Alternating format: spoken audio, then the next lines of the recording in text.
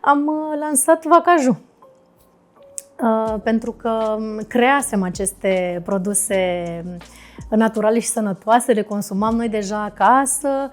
Eu mi-am dorit să fiu mamă tânără și mă bucur foarte mult că am reușit asta, că am găsit partenerul potrivit. Eu când mă gândesc la modul în care îmi cresc copiii, mă gândesc la adulții care vor deveni. Contează, adică simți tu că contează să răspunzi acolo, să fii acolo, să-ți dai seama, băi, stai că oamenii ăștia pot înțelege că e o oră la care eu nu trebuie să răspund. Deci îmi dau lacrimile la chestia asta, că e foarte emoționant pentru mine. Că știi că de multe ori în toată graba de a ne crește copiii, uităm să ne bucurăm de ei. Bună! Suntem la un nou episod din podcastul nostru Mameprenori, unde încercăm să aflăm cum se descurcă femeile care au ales să lucreze pe cont propriu, dar care au de îndeplinit și rolul de mamă. Dacă ne urmăriți deja, vă mulțumim și sperăm să vă păstrăm alături în continuare.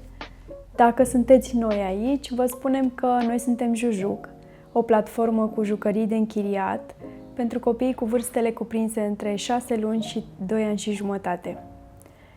Pentru mai multe informații ne găsiți pe website-ul nostru jujuc.ro, dar și pe paginile noastre de Instagram, Facebook, TikTok și YouTube. Despre invitata de astăzi, știam că a pus bazele brandului de lactate din caju, Vacaju, dar în timp ce ne documentam puțin despre aceasta, am descoperit că face mult mai multe. Că este medic stomatolog pediatru sau că lucrează la încă un brand, este cofondator la Lore Luna. Este vorba despre Daniela Cristina Nesterov. Bună, Daniela sau Cristina? Cum preferi? Am văzut că le folosești pe amândouă peste tot.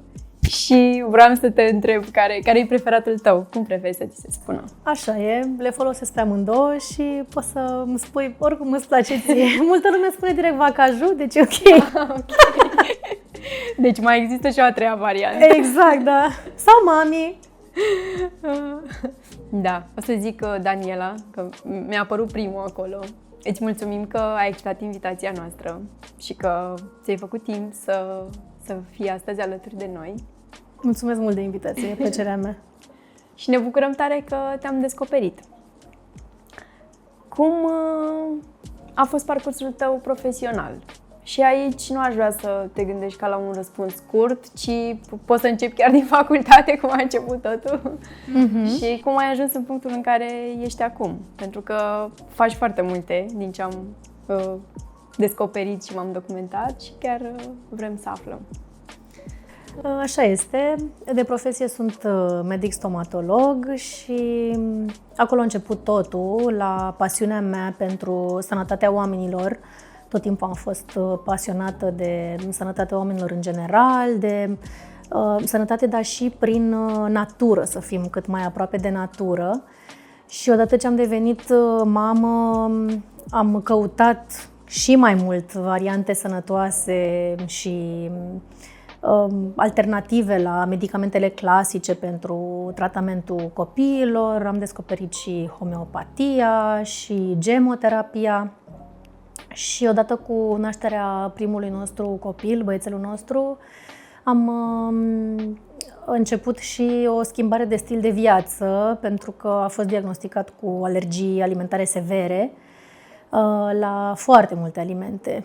La lactate, la ouă, la gluten, a avut perioade în care avea și mai multe alergii. Și atunci a venit din nou o perioadă de documentare în care m-am documentat foarte mult și legat de cum să îl hrănesc fără să-i dau acele alimente la care era alergic, dar să-i îndeplinesc necesarul nutrițional. Din fericire, background-ul meu medical m-a ajutat și...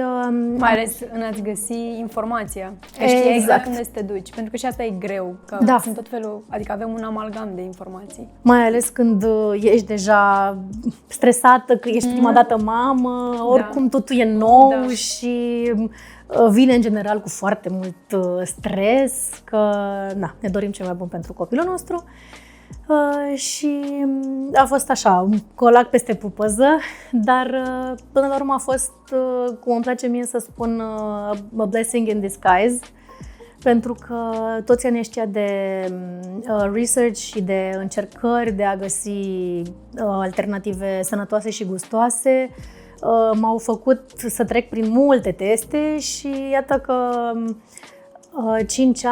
la 5 ani după nașterea lui, chiar mai puțin, de fapt, cred că avea cam 4 ani atunci, am lansat Vacaju.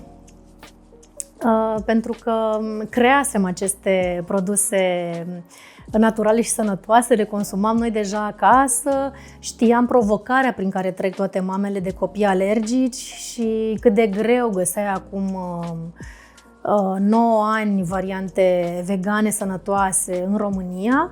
Și am vrut să fie o contribuție pentru cei care trec prin asta, care au anumite restricții, poate țin diete nu doar din cauza alergiilor, dar și altor patologii pe care le au.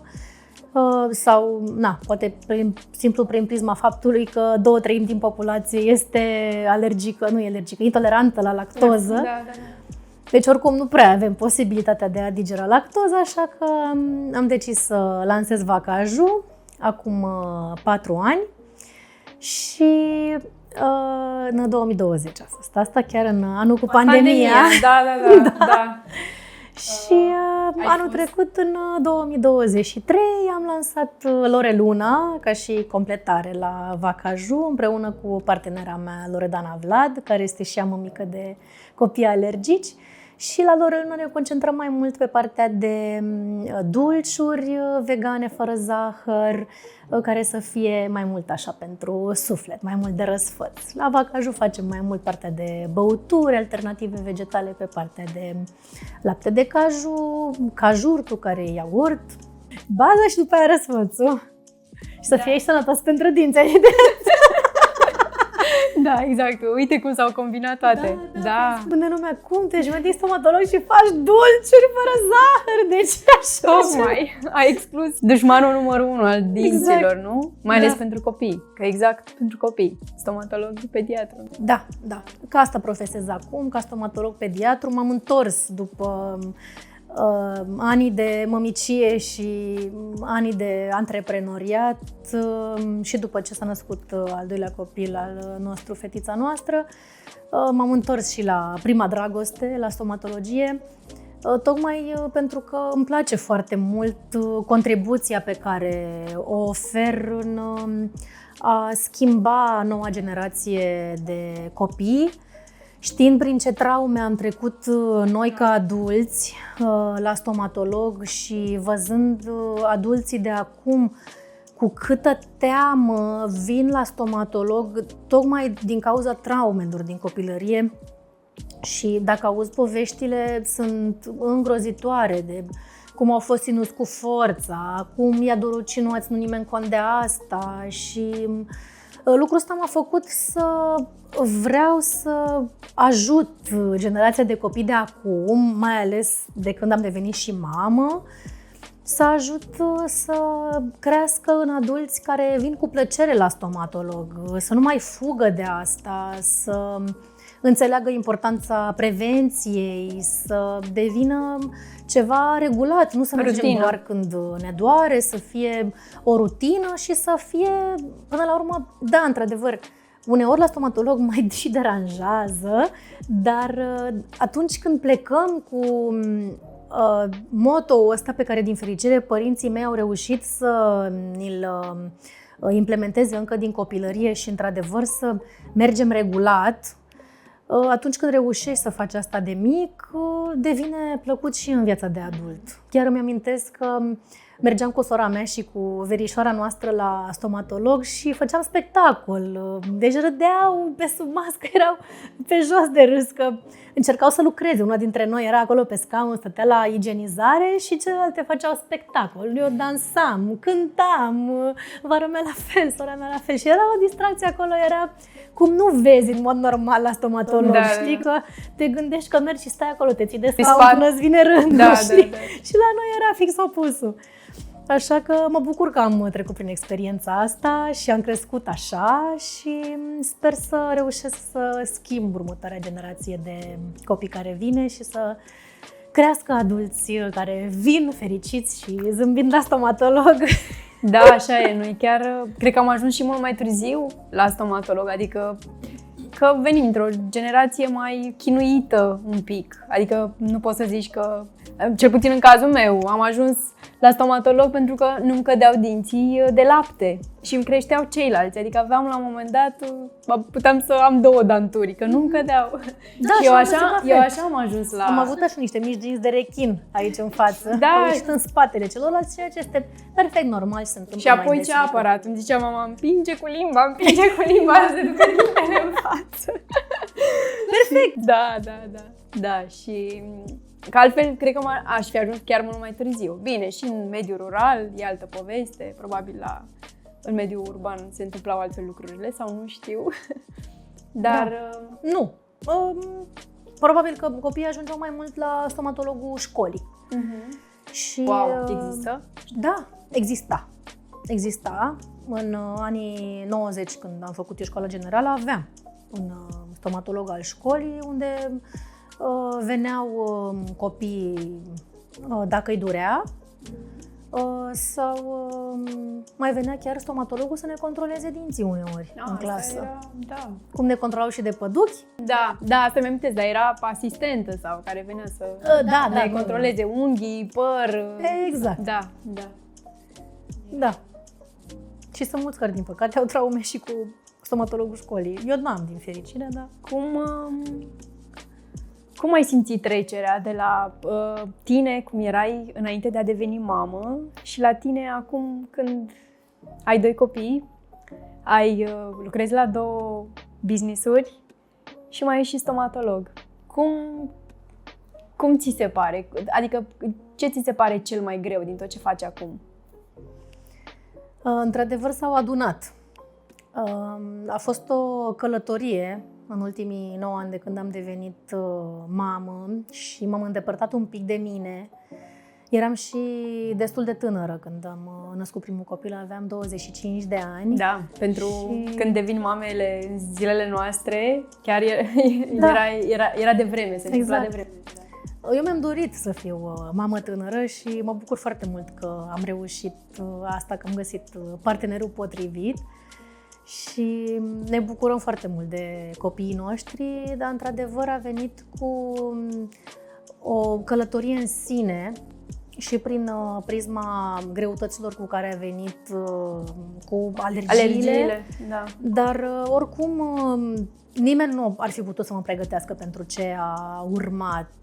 Cred că nici dacă te simți pregătit să devii părinte, nu știi exact cum e. Mai ales la primul, deci chiar nu ai idee. Exact, da. Oricâte ai ascultat și oricâte podcasturi și oricâte cărți, chiar nu poți să-ți imaginezi.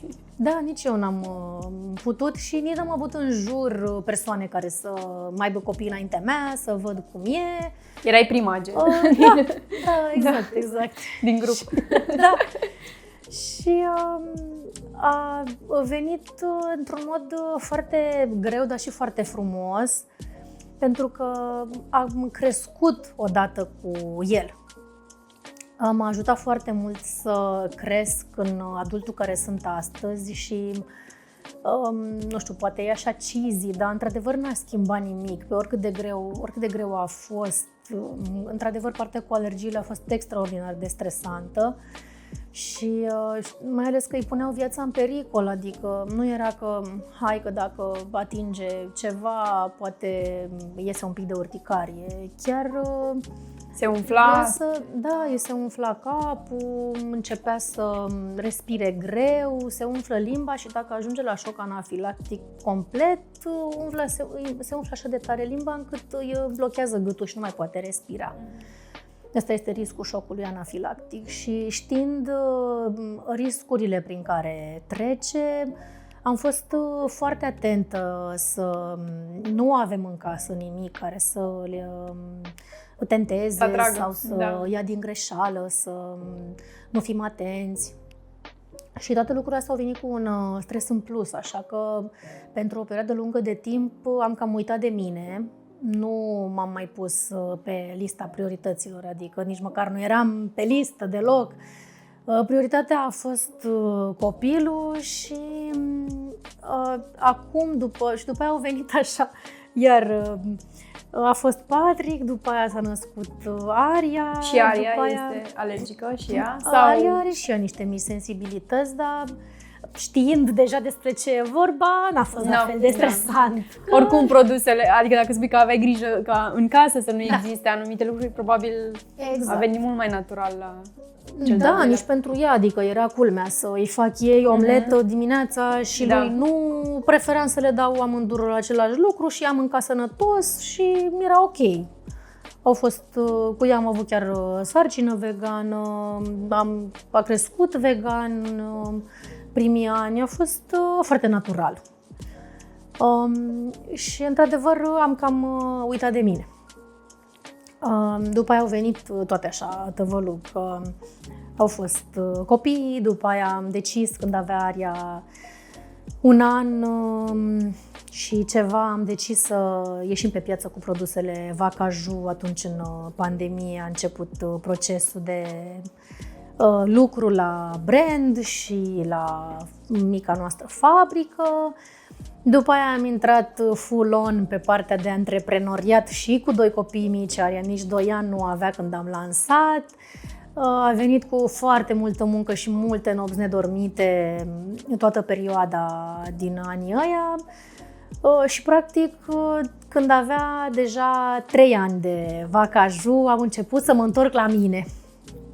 Și în ultimul an mi-am dat mult timp să mă cunosc din nou, odată ce și copiii au mai crescut și n-am mai avut atât de multă nevoie de mine și m-am redescoperit acum ca femeie de care uitasem și mi-am descoperit feminitate pe care nu cunoșteam nici înainte.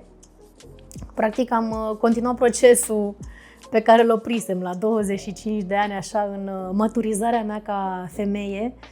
Și a fost un an foarte frumos, dar și foarte greu.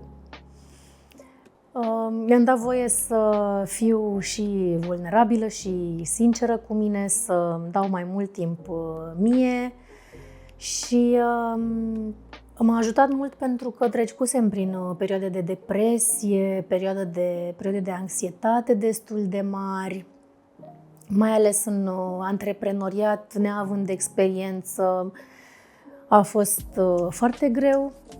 Și anul ăsta de redescoperire m-a ajutat să învăț să-mi încarc singură recipientul de iubire ca să pot să dau și o iubire mai departe. Și am văzut, mi se părea așa un pic clișeic, că foarte multe femei care povestesc despre cum sunt ele mame, cum au foarte mulți copii, dar ele au timp pentru ele și ziceau cât de important e și mi se părea absolut imposibil, eram pe bune, dar nu...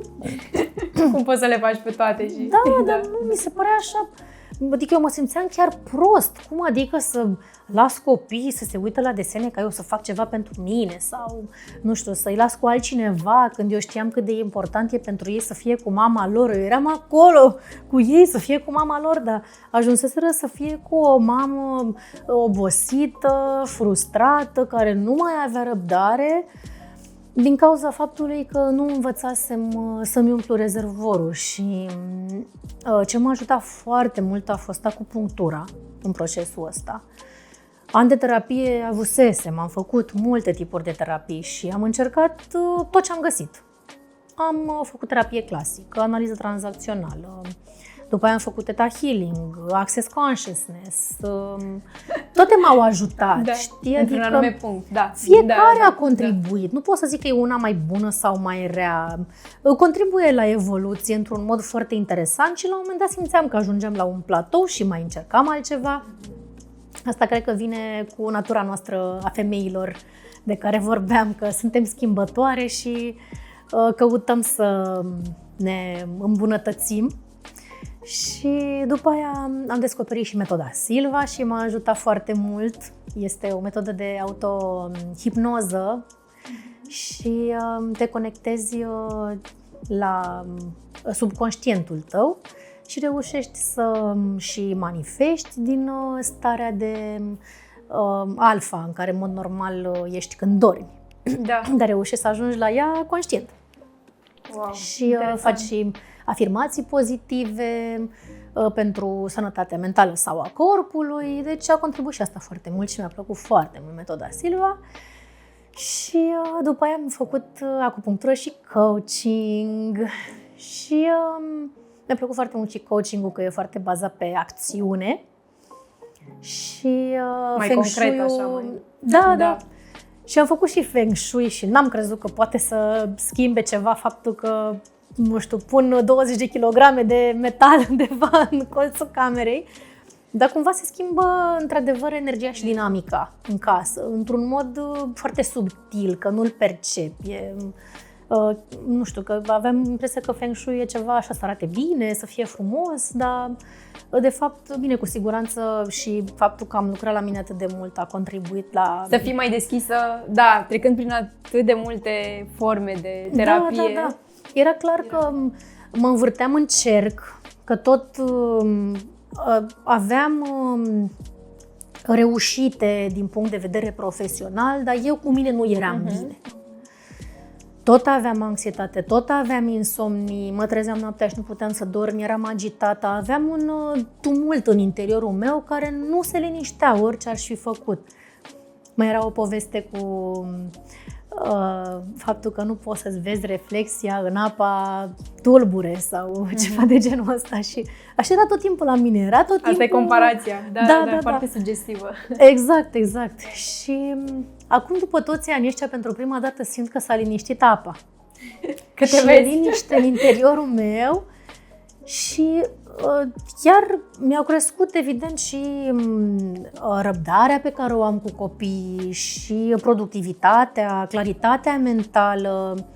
Înainte eram agitată că eram agitată, nici măcar n-aveam un motiv. Erau și multe situații, nu știu, necunoscute poate. Uite, pe partea de antreprenoriat acum poți să anticipezi anumite lucruri. Adică siguranța e o altă siguranță. Și ca mamă, adică mă pun și în situația mea cum eram în primul an și cum ești în al treilea an.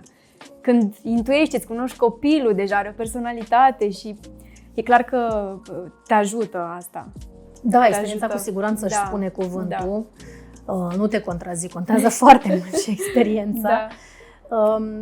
Dar contează foarte mult și modul în care privești lucrurile, că suntem tentați de multe ori să fugim de situațiile care ne creează disconfort, crezând că asta e soluția. Că zici, sunt stresată din cauza asta, cel mai bine să ies din situația asta ca să nu mă mai simt stresată. Și după aia intri într-o nouă situație și dai seama că te simți la fel. Chiar dacă situația e diferită, dar modul în care percepi stresul e același.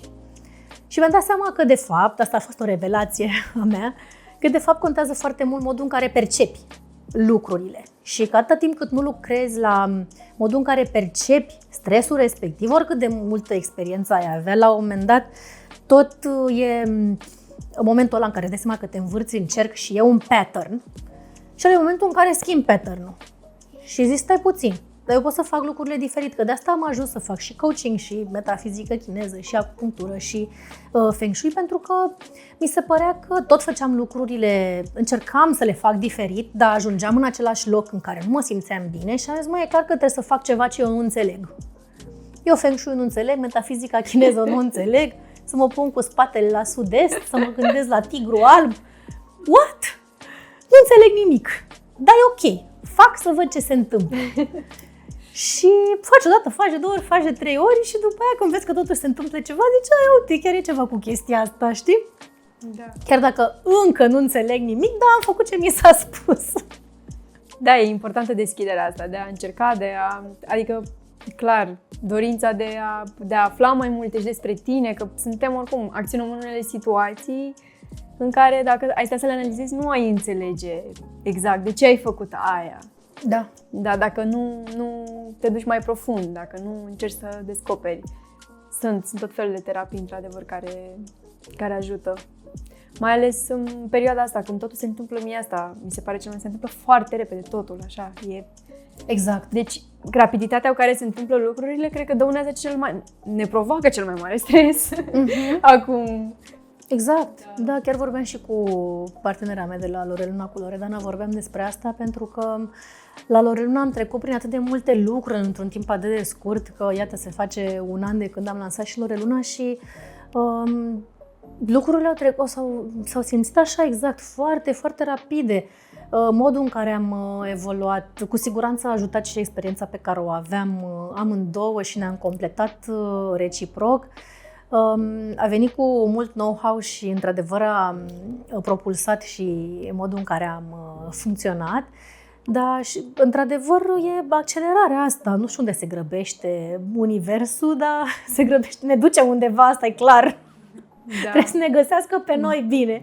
Da. Și parcă văd, poate înainte nici nu eram atât de sensibilă sau de atentă la modificările astea, că zici că e lună nouă, lună plină, eclipsa, nu știu care, dar sau poate sunt eu mai în contact cu mine și îmi dau seama că toate stările pe care le am poate să fie amplificate de anumite evenimente astrologice, dar toate vor de fapt să ne aducă în contact cu noi. Să ne cunoaștem mai bine și de ce mi-am dat seama, apropo de a fi în contact cu tine, a fost cât de mult m-au ajutat copiii mei în toată tranziția asta, în a deveni cea mai bună versiune a mea.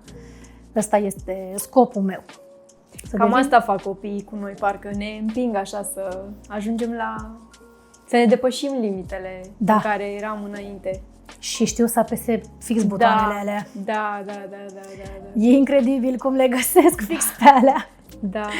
Și era, într-adevăr, deci aveam momente în care mă simțeam foarte trigăruită de ei și mă scoteau din minți, pur și simplu, lucruri care nu... Și depindea foarte mult în ce moment eram. Dacă eram într-un moment în care eram bine cu mine și aveam paharul plin propriu, dacă mi-l umplusem, eram ok, nu reacționam. Și după aia mă surprindeam în alte momente în care făceau același lucru, dar eram o furtună, ca un vulcan, explodam. Da. Și atunci mi-am dat seama că nu e despre ei. E despre mine. Noi. Da. Și aveam situații în care mă simțeam bine și culmea mă bufnea râsul într-un moment în care poate altădată plângeai. Aș fi fost foarte nervoasă și poate aș fi țipat și după aia mă simțeam foarte prost că am făcut asta și evident că după aia îmi ceream scuze și vorbim foarte mult despre asta și le povestesc despre cât de important e să fie ei în contact cu ei, mai ales acum că Patrick a crescut, are deja 9 ani și înțelege altfel lucrurile și îl invit așa la introspecția asta, la analiza asta pe care să-și o facă singur și să vadă cum te-ai simțit când ai mâncat mai mult zahăr, de exemplu. Da. Ai văzut? Face, da, păi m-am simțit mai agitat, n-am adormit la fel de ușor. Uite, vezi ce se poate întâmpla? Sau atunci când are și el, că deja se apropie preadolescența și încep accesele de furie foarte puternice, testosteronul e la maxim deja. Și are momente în care e foarte furios. Și atâta timp cât eu nu modelez un comportament sau un mod de a-mi calma mie furia, el nu va împrumuta un model bun de coping pentru furia lui. Și nu vreau să ajungă să fie un adult care, nu știu, aruncă lucruri când e furios sau urlă sau țipă. Trebuie să găsim alte moduri prin care să ne să trecem prin furie, că nu trebuie să o dăm la o parte, asta e clar, că dacă o inhibăm nu e bine. Da. Dar trebuie să găsim un mod prin care afectăm cât mai puțin lucrurile din jur și oamenii, ca să fie toată lumea bine, că uneori nici nu putem să reparăm ce am stricat. Sau e mai greu. Era o poveste cu cuiele bătute era un tată O știi? Spune-o, te rog, că m-am gândit la ea și eram cum era povestea aia și mă foarte mult că o spui. N-am un dar foarte bun, foarte drăguț de a povesti, dar mi-a rămas în cap că mi-a zis-o mama, evident, când eram mică. Cu un tata care de câte ori făcea copilul o faptă care nu era tocmai ok cu cei din jurul lui, bătea câte un cui în perete și spunea, adică l-a întrebat de ce face asta, ca să vadă câte fapte poți să faci care să afecteze pe cei din jur. Și atunci copilul nu s-a simțit prea bine, fiind vorba despre fapte mai puțin bune. Și tatăl i-a propus ca la fiecare faptă bună să scoată câte un cui. Și a ajuns copilul să le scoată pe toate, dar tatăl i-a spus că ok, acum nu mai e acel perete, dar tu știi că le-ai făcut și că ai învățat din ceea ce s-a întâmplat, dar ele rămân acolo. Adică și tocmai că s-ar fi putut întâmpla ca cineva să se supere atât de tare pe tine, adică rămâne acolo, a fost făcută ea. A fost făcută și rămâne acolo, în sufletul cuiva. Adică și de aici toată nebunia, că unii, relația ta atât de profundă cu o anumită persoană poate să treacă peste acel impas, dar cu unii nu poți să faci asta. Așa e. E un exemplu foarte bun și chiar m-am gândit la poveste, deci ți-am spus, săptămâna trecută cred că m-am gândit la așa, dar îmi lipsea elementul, că nu mai știam exact ce spusese tatăl, așa că mă bucur foarte mult că mi-ai amintit-o. Eu am găsit pe vastul internet, Instagram-ul ne ajută și pentru creșterea copilă. Da. Am găsit o metaforă asemănătoare, adică pilda era aceeași, cu foaia de hârtie șifonată. Că nu pot să mai văd. Că îi spunea cuvinte urâte, foie, și de fiecare dată când spunea un cuvânt urât o șifona și mai tare, și mai tare, și mai tare. Și zicea, ok, acum îndreaptă foaia. Și când o îndrepta, vedea că nu mai poate să mai fie dreaptă ca la început. A rămas șifonată după toate cuvintele pe care i le-a spus. Și mi-aduc aminte, chiar acum câteva luni am făcut exercițiul ăsta cu copii și Aria, care e mai mică, are aproape 6 ani și chiar a fost foarte șocată. Deci a rămas cu ochii mari și nu mi-am dat seama cât de mult o să o afecteze și cât de mult o să o ajute să realizeze morala poveștii și a exercițiului respectiv, în momentul în care am făcut asta și chiar m-a surprins reacția ei. Vizual sunt foarte afectați oricum și atunci când chiar poți să le arăți ceva, da. Adică că e foarte subtilă morala, dacă nu ai cum să le arăți, că ei sunt pe concret, nu sunt atât de mult. Exact, da. Sau mai era, apropo de stomatologie, mai era și una cu pastă de dinți, că golea tubul de fiecare dată când auzea, era ceva care nu-i plăcea sau, mă rog, era ceva urât, se purta urât, ieșea câte un pic din pasta de dinți și la un moment dat se golea tubul și zicea, acum trebuie să pui totul la loc în tub. Ce faci? Cum îl pui? Așa că mai bine nu folosești cuvintele urâte și faci lucrurile altfel. Da, cu e bine cu iubire. Să știe că se pot îndrepta lucrurile, dar că uneori e mai dificil și e foarte greu. E foarte greu să le transmiți asta, dar cu multă răbdare și comunicare. E un proces. Da. E un proces foarte lung și fiind atât de strictă cu mine, nu prea îmi permiteam să fac greșeli. Și am învățat să fiu blândă cu mine. Pentru că am văzut că uneori chiar greșesc față de ei și m-a ajutat foarte mult ce a spus Urania la un moment dat, că partea bună e că întotdeauna avem ocazia să facem lucrurile din nou cu copiii noștri. Și a doua oară putem să le facem mai bine. Și am reușit să repar. Poate a rămas un pic șifonată foaia, da? Am reușit să repar, zic eu. Da, dar asta e, nu știu, asta e viața, adică vom greși, e clar. Și tocmai așa și învățăm cum să repare și cum să treacă prin situațiile astea, pentru că roz nu o să fie. Și dacă le prezentăm din nou o chestie care, adică că totul e frumos și că, din nou, ar fi în discrepanță cu ce e în realitate. Că mai sunt și cazuri, adică mai sunt și părinți care cad în capcana de a-i proteja, de a le spune numai ce e frumos și de adevăr, tu o să acumulezi la un moment dat, de nu o să mai poți. Ce faci atunci? Da. cum reverși totul. Da, sau cum eram noi când eram mici. Să nu mă faci de rușine, să nu faci nu știu cum, mergem acolo să nu plângi, să nu... Și atunci eram foarte cuminți, eram copii model, normal că... Cu boțul. Da, dar emoțional, în interiorul nostru Sufeream. rămâneau toate fricile, toate momentele de furie. Acum că mă tot gândesc la toate tantrumurile astea cu gentle parenting, cu să fii acolo pentru el, să lași să scoată furia, să iasă tantrumul, da, sunt aici pentru tine, mi se pare super important. Clar, mult mai bine decât să fie, să-i drept, n-arăți nimic. Nu poți să te aștepți de la un copil de 3-4 ani să fie așa. Adică nu ne este nouă. Exact, sunt adulți care nu știu să-și reguleze emoțiile. Cum poți să te aștepți la un copil de 3-4 ani? Și bine, culmea e că adulții care se așteaptă de la copiii ăia să fie foarte ok și să gestioneze foarte bine emoțiile, tocmai sunt adulții care nu știu să-și le gestioneze singuri, știi? Da. Și sunt trigăruiți de comportamentele astea. Nu-și dau seama. Adică nu-și dau seama despre ei, despre cum se comportă ei. Da, nu-și dau seama și sunt trigăruiți fix de comportamentele astea care sunt văzute ca neacceptate. Nu sunt frumoase așa în exterior. Da, să te tăvălești pe jos.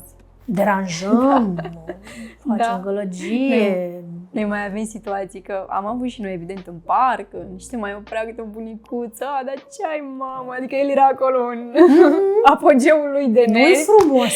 Da, exact. Nu-i frumos, tu ce urâtă ești când plângi. Și îți dai seama, escalada mai mult situația, că e ca atunci când tu ai o problemă și cineva te întreabă, dar ce ai pățit? Dar tu nu știi tu ce se întâmplă și te întreabă ce ai pățit? Păi nu știu. Că nu știu ei, nu-și dau seama, mai ales când le iau de la grădiniță, așa se vede după o zi în care e ca la noi, ne ducem la serviciu și evident că nu spui tot ce gândești, dar ajungi acasă și dai tot afară. Adică îi spui soțului, mamei, cine ți-e mai apropiat și începi să-i povestești ce s-a întâmplat pe ziua respectivă. Așa și ei, doar că altfel. Da. Diferit. Și de multe ori ei cred că nici nu știu să își exprime frustrările sau toate lucrurile care s-au acumulat. Că nu trebuie să fie un eveniment major în ziua aia. Poate în ziua aia s-au întâmplat mai multe lucruri mici care i-au deranjat și e clar că acasă e locul în care se simt în siguranță să scoată toate emoțiile alea și atunci trebuie să înțelegem că nu e despre noi, e despre ei și dacă noi ne simțim inconfortabil când copiii noștri fac asta, atunci e clar că trebuie să lucrăm la noi. Dar la început e un pic, e greu când vezi toți ochii pe tine cu el pe jos și da, e greu până înțelegi anumite lucruri. La început este. Da. Și odată ce reușim să fim noi bine, o să putem să-l susținem și să treacă mai ușor prin momentele alea în care trebuie să scoată. Dacă are nevoie de 5 minute de plâns, e ok. Mie nu mi se pare nimic greșit în a avea nevoie un copil să plângă. Chiar mi se pare vindecător să plângi atunci când ai nevoie. Da. Te eliberezi un pic prin plâns, prin lacrimi, nu știu, e ceva, se elimină o energie. Exact. Și noi citim foarte mult despre asta, avem foarte multe cărți din care chiar să învețe ceva și am citit încă de când erau mici. Cu morale, nu? Exact. Și îmi plac foarte mult cărțile lui Alec Blenche, în care povestește despre virtuți. Și acolo e foarte frumos, ceva neașteptat, nu m-aș fi gândit, de asta îmi place foarte mult cum le povestește el, că este tristețea, se întâlnește fetița respectivă cu tristețea și e foarte frumoasă tristețea. Și după aia vine o altă doamnă care este sora geamănă a tristeții și era bucuria. Și fetița, personajul principal din poveste, este uimită. Cum poate tristețea să fie sora geamănă a bucuriei? Și arată cât de importantă este, de fapt, tristețea pe care de multe ori o privim ca ceva rău și să plângem. Nu e bine, nu avem voie să plângem. Uite ce urâtă ești când plângi, te râde lumea de tine. Și, de fapt, iată, că ca să ajungi la bucurie, trebuie să treci uneori și prin tristețe. Da. Da, nu. Păi, chiar și noi ne gândim la asta. Zic, ok, dacă ai fi tot timpul fericit, ți-ai dat seama că ești fericit. Chiar. Adică, adică ar fi totul constant, așa, pe o linie. E ca atunci când te obișnuiești cu ceva bine, nu știu, de exemplu, ai descoperit ceva, un obiect care te ajută, în bucătărie, și după îți intră în mână, adică nu mai conștientizezi cât de mult bine îți face sau cât de mult te ajută. Așa și cu bucuria și cu tristețea. Da. Se echilibrează bine, rău, lumină, noapte, adică e așa un echilibru între toate. Da, așa e. Lumină, noapte. Sprijinul cel mai mare, din ce direcție vine? Familia, da, familia extinsă, cu copii, cum te-ai descurcat în toată perioada asta? Că îmi imaginez că te ajută ceva, cineva, se întâmplă ceva pe acolo. Așa este. M-ai întrebat la început și am divagat. Într-adevăr, am foarte multe ajutoare. Sunt înconjurată de oameni extraordinari. În primul rând am susținerea familiei. Soțul meu mă susține moral, pentru că și el lucrează foarte mult, dar ne ajută foarte mult bunicii. Și chiar și sora și uneori și mătușile și... Da, și sora mea e foarte implicată și mă ajută foarte mult și când e vorba de copii și m-a ajutat chiar și la Vacaju și la Loreluna. Tot timpul a fost acolo ajutorul din umbră care ne-a ajutat. Și da, și părinții ne ajută, și părinții mei și părinții soțului meu ne ajută foarte mult cu copiii.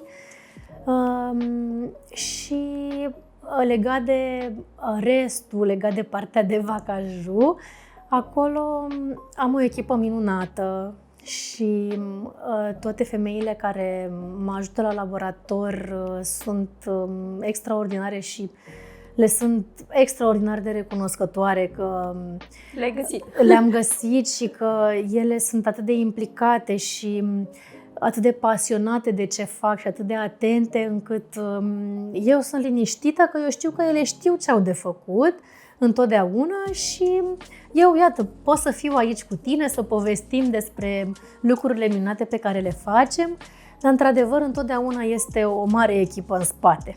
Că atunci când devenim antreprenori, ni se pare că trebuie să facem noi tot. Și eu am crezut la fel. Și eu am crezut în capcana asta. Că mă întrebau, cine o să facă lapte? Păi eu. Și cine livrează? Eu. Păi nimeni nu o să facă mai bine decât mine. Da, și asta. Și 2 luni mai târziu, după ce am lansat Vacaju, mi-am dat seama că va fi imposibil să fac eu. Și am început ușor să creștem echipa. La început m-a ajutat soacra mea, care este inginer la bază, inginer chimist, și a ajutat foarte mult și experiența ei. Ne-a pus tot în ordine acolo la laborator, cu calculele, cum calculăm rețetele foarte frumos și după aia ușor echipa a crescut și am învățat și eu să mai las un pic din control și să înțeleg că e un proces prin care oamenii învață ce au de făcut și că e ok să mai și greșești. Avea socrul meu o vorbă, cine nu muncește, nu greșește. Și într-adevăr m-a ajutat să accept lucrul ăsta mai ușor. Că într-adevăr, când e vorba de antreprenoriat, de multe ori vorbești de mai multe greșeli decât de mai multe reușite. Și când ne uităm așa din exterior, vedem doar lucrurile frumoase. Și așa cum ai spus și tu, faci atât de multe lucruri, așa de frumos și este într-adevăr foarte frumos. Nou, social media, știi? Da. Mamele care nu te cunosc zic, wow, ce se întâmplă? Da. Și de acolo, adică să se vadă exact că e vorba de mult mai multe lucruri, că e un sistem care te ajută, care... Este, exact. Adică, uite că mă uit la cameră ca să zic lucruri importante. Când vrei să faci lucruri multe, nu le faci singură. Niciodată nu le faci singur. E un mit. Da. E un mit. Și inclusiv să ne creștem copiii. Da. Era vorba aia că it takes a village. Da. Eu chiar cred că it takes a village. Și acum suntem atât de izolate și ne simțim atât de singure în lumea tehnologiei în care ești cu tot internetul, de fapt tot singură te simți, că ești tu cu micul omuleț care are nevoie de tine non-stop și nu mai existi, încât, într-adevăr, trebuie să mai cerem ajutorul. La început nici eu n-am făcut-o. Adică nu știam nici asta să fac. Să cer ajutorul. Să-mi dau seama de ce am nevoie. Și să spun, da, am nevoie de asta pentru mine azi. Stai 2 ore cu copilul, mergi și plimbați-vă prin parc, eu de asta am nevoie. A venit cu un proces. Și mă întorc la echipă. Dar de fapt nu, asta e tot. Da, uite ce când îmi povesteai cum te-a ajutat soacra ta și sora ta. Da. Și mi imaginam așa cum se întâmplau lucrurile înainte cu familia extinsă, că te sprijineau atât de mult. Mi se pare că s-a cam rupt chestia asta cu familia pe care ți-o întemeiezi tu și cu familiile pe care, familia mamei, familia soțului. Parcă s-au rupt așa un pic legăturile astea, nu le mai văd ca înainte, știi? Că locuiau toți poate în aceeași casă, bunicii stăteau copiii mai mult, părinții erau în apogeul lor profesional. Și acum când îmi povesteai tu, parcă îmi imaginam așa, cum într-o casă mare se întâmplau toate astea. Da, nu se întâmplă chiar în aceeași casă. Da, nu, ca idee. Dar e frumos, da. Da, e ceva ce, într-adevăr, și cu trecerea timpului ne-am dat seama că e valoros. Nevoie de ajutor, da, și că sunt valoroși și oamenii foarte apropiați, pentru că bunicii mi se pare că sunt următorii după noi ca iubire pe care le-o pot oferi copiilor. Deci e clar, sunt ca și cum sunt copiilor, poate chiar cu mai multă grijă, cu mai mult... Noi suntem mai obișnuiți, pentru ei e mai dificil, că nu sunt ai lor, cum zic ei. Da. Mi se pare că bucuria de a fi bunic vine și prin faptul că nu mai trebuie să mai pui toate regulile alea pe care le pui când ești părinte și atunci doar reușești să te bucuri. Da. Și te bucuri de nepoți, de copiii ăștia care îți și aduc aminte de copiii tăi, știi? Și de toată perioada în care ei crescut. Dacă mai și seamănă. Deci îmi dau lacrimile la chestia asta, că e foarte emoționant pentru mine. Că știi că de multe ori în toată graba de a ne crește copiii, uităm să ne bucurăm de ei. Da. Și de asta mi se pare foarte frumos că poți ca bunic să te bucuri. Eu când mă gândesc la modul în care îmi cresc copiii, mă gândesc la adulții care vor deveni. Și le povestesc și lor asta. Ca o copilărie foarte frumoasă, dar e foarte important și cine vor deveni mai departe. Că în mare parte a vieții lor vor fi adulți. Și dacă nu știu să se bucure de viața atunci, să se cunoască atât de bine încât să simtă bucuria autentică și să vadă că de fapt bucuria nu stă în lucrurile materiale, atunci eu cred că nu mi-am îndeplinit misiunea dacă nu reușesc asta. Și până la urmă tot la lucrurile simple ne întoarcem. Da, exact. Adică, da, pornim de la cele mai simple lucruri, adică cu ce se bucură copiii de fapt când în primii ani de viață, cu mama și cu tatăl aproape, exact. Da.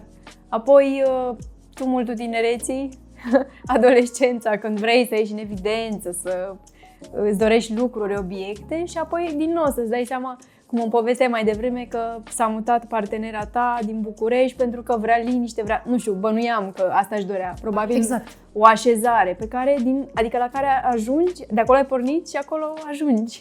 Da. Dar ai nevoie de acest tumult în viața ta ca să îți dai seama de lucrurile esențiale. Așa este și lui Patrick îi povestesc că are momente în care vrea neapărat să-i cumpăr o jucărie. Și îmi dau seama că de fapt e nevoie de dopamină care durează 30 de secunde. Ca la adică haine, noi, o rochie, știi? O porți odată și după...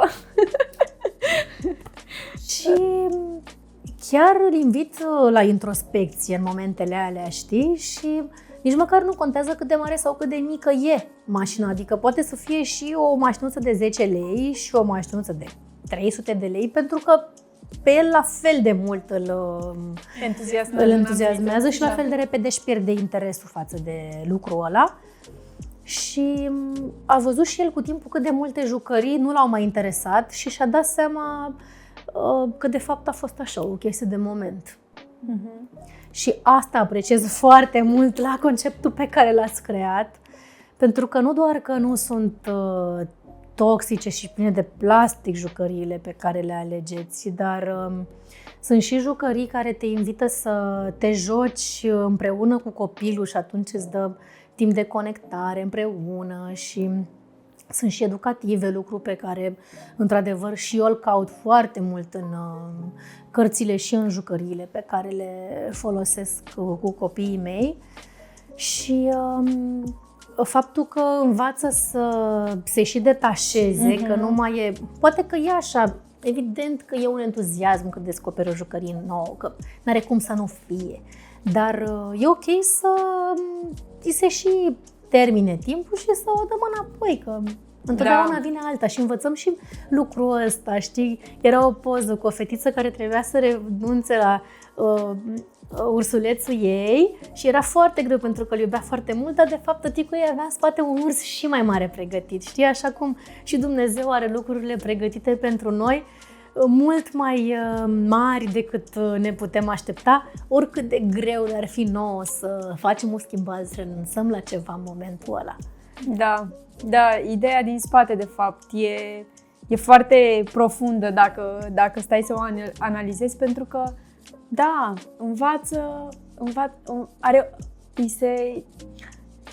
îi se induce un comportament prin care apreciază obiectul, pentru că aici e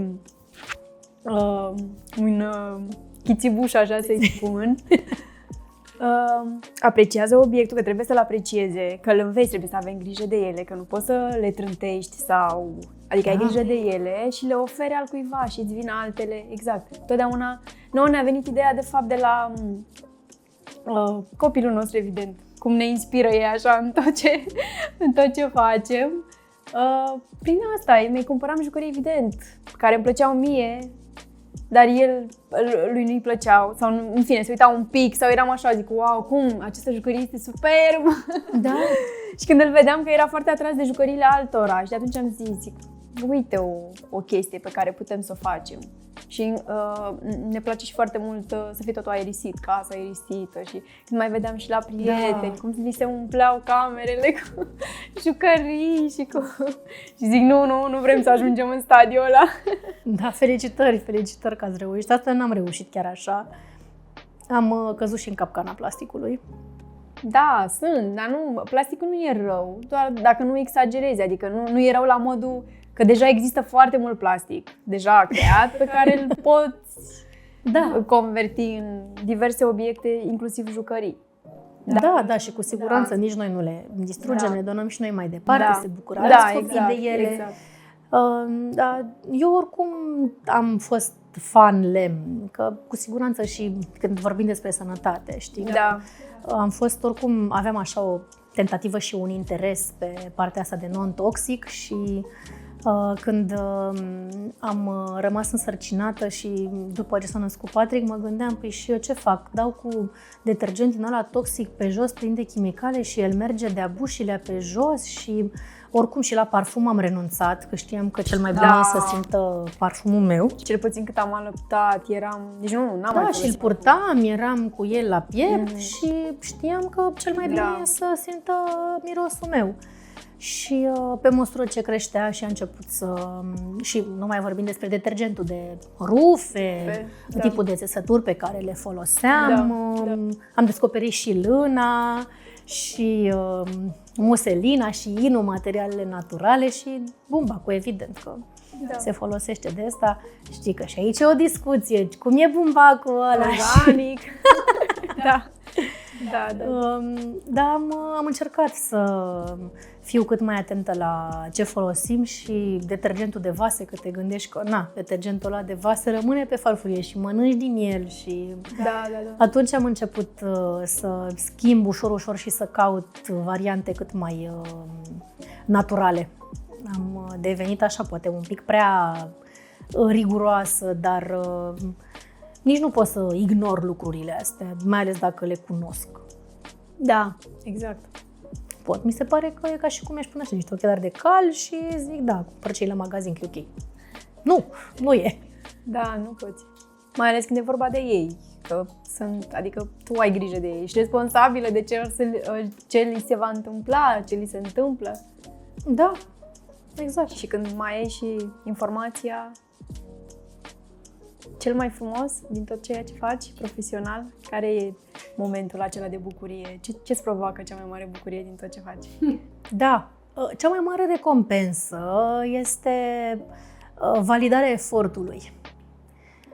Nu știu dacă vine din nevoia de validare externă, știi, că poate am avut-o și pe asta, nu pot să neg. Dar cu timpul mi-am dat seama de ea, am conștientizat-o și acum dau seama pur și simplu că nu e o condiție a existenței mele, că uneori mai facem și asta. Că avem nevoie de validare și am primit o metaforă foarte frumoasă, că tot simțeam că tot ce fac nu e suficient. Și făcând din energia asta, de fapt încercam să umplu un vas care avea găuri. Atâta timp cât aveam găurile alea de nu e suficient, eu puteam să pun oricât în vasul ăla care de fapt era o sită. Și prima dată m-am ocupat să umplu găurile și am înțeles că le fac tot din prea plinul meu și așa a apărut într-adevăr bucuria și satisfacția care trece partea materială și cel mai mult apreciez recunoașterea, cum e și din partea voastră că m-ați invitat și vă mulțumesc, și cum a fost și faptul că am primit un premiu la Sezam săptămâna trecută pentru inovație. Mulțumesc! Și toată recunoștința asta pe care o primim din partea clienților după ce încearcă vacajul, după ce încearcă Loreluna, chiar și după ce vin în cabinet micii pacienți și pleacă fericiți și copiii spun: eu nu mai vreau în altă parte, eu aici vreau să merg, la ea vreau. Pentru că văd că sunt ascultați, sunt văzuți și știm cât de important e. Și pentru ei, dar și pentru noi. Și lucrul ăsta, nevoia mea de a contribui la sănătatea oamenilor a pornit evident prin prisma meseriei și a carierei pe care mi-am ales-o ca medic stomatolog. Dar această contribuție asupra sănătății oamenilor simt că pot să o fac și prin vacajul și să ajung la și mai mulți oameni prin ea. În cabinet, cât pot să văd? Maxim 10 copii într-o zi, dar la vacajul pot să ajung la câteva sute de familii într-o zi. Da. Și simt că contribuie așa, picătură cu picătură, la a îmbunătăți viața oamenilor într-un mod bun, cu care eu sunt împăcată, știu că e ok din toate punctele de vedere, nu o fac cu o agenda ascunsă în spate sau cu răutate, o fac cu iubire, cu fericire, cu inima deschisă și mă bucur că pot să contribui atât de mult la sănătatea tuturor. Da, și cred că, cum ziceai și tu, și psihic pentru mame, pentru că știu într-adevăr foarte multe mame care trec prin această etapă cu alergiile, adică și da, ok, acum sunt produse, există produse, dar nu sunt chiar așa ușor de accesat, adică nu te duci la cumpărături și găsești sau nu ai încredere, nu știu. Adică tot mi se pare că mai există potențial pe partea asta, dar totuși e mult mai bine. Și mă gândeam eu, dacă aș fi fost mama cu copii cu alergii, păi laptele și ouăle sunt în toate produsele aproape. Adică da. Ce cumperi? Și asta mi se pare, partea asta psihică pe care o dai, adică apreciez foarte mult și conținutul pe care îl ai pe social media, prin faptul că ajungi la încrederea asta a mamelor, care, să fim serioși, la primul copil ai foarte multe frici, nu doar asta. Și când începi diversificarea, deja, parcă îmi și amintesc cum eram. Fierbeam doar niște legume, dar eram așa, wow! Ce fac între ele, oare să mănânci, oare e bun? Da. Adică, Exact. Da. Și în loc să o privim cu bucurie și ca o joacă de descoperire, de texturi și de... Da, e toată panica. Intervine și asta e problema și asta mă frustrează foarte mult și de la colegii din branșa mea, la medicii, care în loc să fie acolo alături de mame și să le explice, să le încurajeze și să înțeleagă că e foarte importantă sănătatea mamei pentru copilul de lângă ea. Dacă ei nu îi se vorbește și nu îi se explică suficient, ea va fi extraordinar de speriată și va fi și foarte pierdută. Înțeleg și știu că sunt foarte puțini medici care au timp să vorbească cu pacienții lor, că timpul pentru programări este scurt, dar putem în câteva minute să schimbăm tonul vocii și să le dăm și lor șansa să se simtă auzite și să simtă că au primit un pic mai mult decât 3 alimente pe care să le scoată din alimentație. E clar că e nevoie de mult mai mult sprijin pe partea asta și din păcate de multe ori sunt foarte multe mame care vin la mine în cabinet cu copii alergici care au și probleme cu dinții și îmi povestesc cât de urât li s-a vorbit de către pediatru, cât de puțin au fost încurajate, nu era decât un tabel care se uita, alimentele, nu, este percentila nu știu cât, n-a crescut suficient. E clar că sunt foarte importante, dar cu siguranță nu suntem roboți și nu putem să performăm toți la percentila 100 pentru că nu asta înseamnă să faci o medie. Da. Fiecare corp e diferit, fiecare are alte perioade în care crește și atâta timp cât nu privim corpul și familia aceea ca pe ceva unic, ca pe un întreg, nu cred că o să ajungem unde trebuie și am văzut importanța faptului că mamele au nevoie să fie ascultate și, din păcate, am pățit de multe ori în cabinet ca ele să vină chiar plângând după modul în care li s-a vorbit și cât de vinovate s-au simțit pentru modul în care, sau pentru lucrurile care s-au întâmplat copiilor lor, în condițiile în care ele nu erau vinovate. Nu erau lucruri pe care ele să le poată controla. Ele au făcut ce trebuia pentru copilul lor. Și dacă un specialist, că pentru tine e Dumnezeu, acum să zic așa, specialist este Dumnezeu. Da, și atunci dacă nu primești un feedback din partea lui, ai impresia că faci totul greșit. Da, așa e.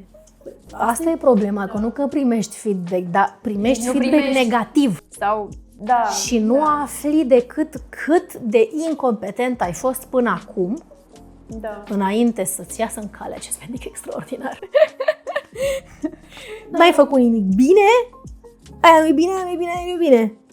Și stai puțin, dar chiar n-am făcut nimic bine, știi? Adică pe vremea când li se dădea cârpa înmuiată în vodcă sau în țuică, era ok, sau nu? vin, da, așa e, sunt foarte multe exemple. Da, și din păcate asta e, sunt foarte mulți medici și chiar încurajez colegii mei medici din branșă să încurajeze mamele, să fie alături de ele, nu să le descurajeze, că au nevoie de asta. Au nevoie de încurajare. Da. Chiar așa e, unii sunt mai norocoși că poate au sprijin de la persoanele din jur mult mai mult și le face viața mai ușoară, trec mai ușor prin momentele acestea că toate le avem, adică panicile și fricile, doar că unii suntem mai norocoși să avem mai multe persoane sau persoane mai apropiate și să ne sprijine, clar. Și depinde și în ce moment te găsești. Dacă ești într-un moment în care oricum ești sensibilă, schimbările hormonale sunt foarte mari, oricum nu prea înțelegi faptul ce că se întâmplă. Nu te mai vezi pe tine, vezi copilul, din nou o perioadă în care, nu știu, partenerul tău lucrează, tu rămâi acasă doar cu copilul și doar copilul.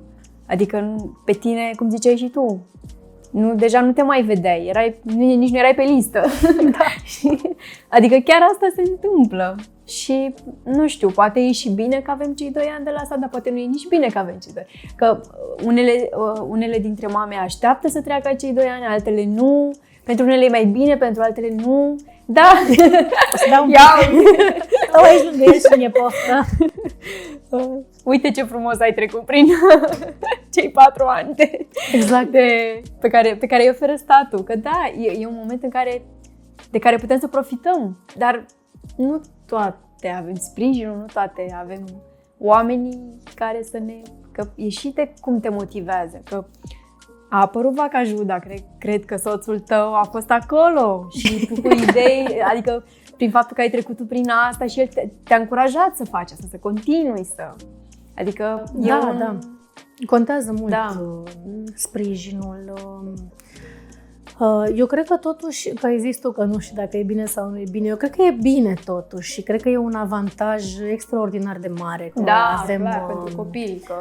Da, avem șansa să fim acolo lângă copiii noștri, dar e important și ce facem în timpul ăsta. Da, asta zic că e bine, nu e bine, depinde de tine. Da, de asta suntem noi aici, că poate ascultă și niște viitoare mămici care poate se gândesc cum mă gândeam eu când eram însărcinată prima dată, copilul să aibă camera lui. Eu și soțul meu dormim în camera noastră. Ne continuăm. Și el trebuie să stea acolo.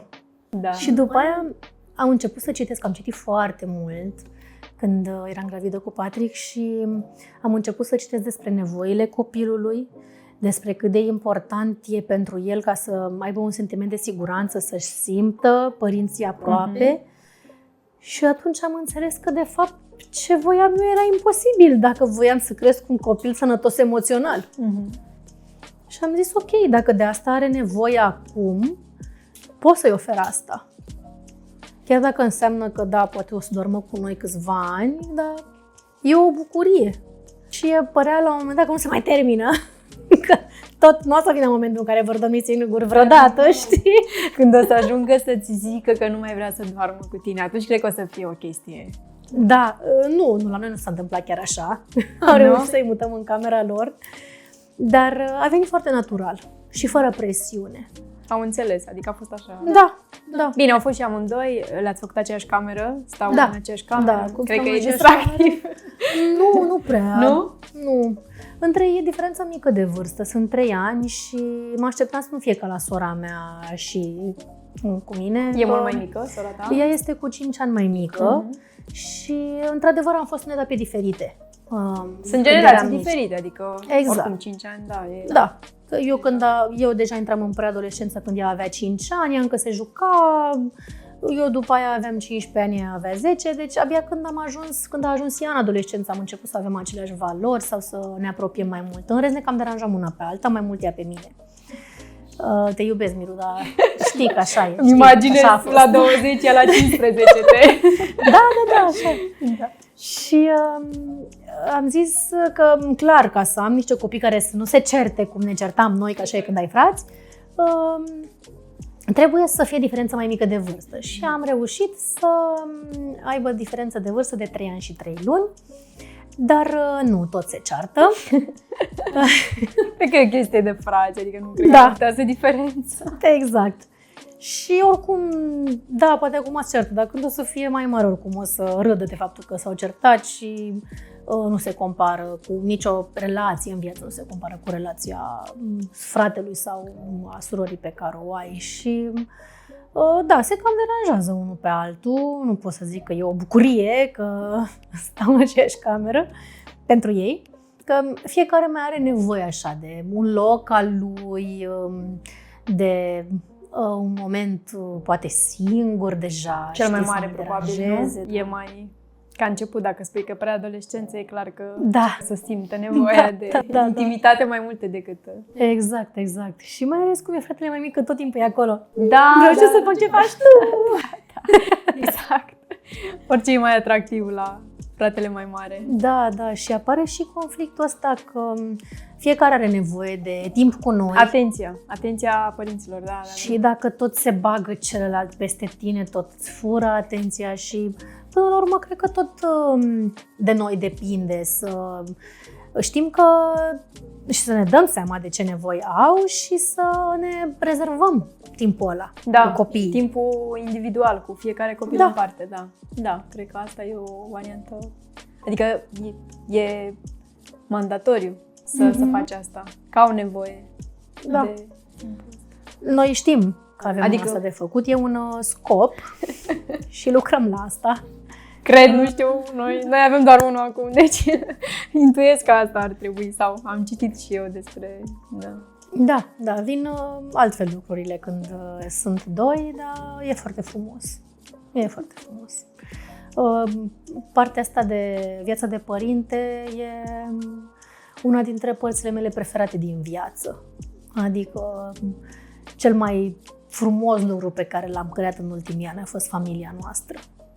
Mă trecând peste toate realizările legate de carieră și brandurile pe care le-am lansat, de care sunt foarte mândră și foarte fericită, știi?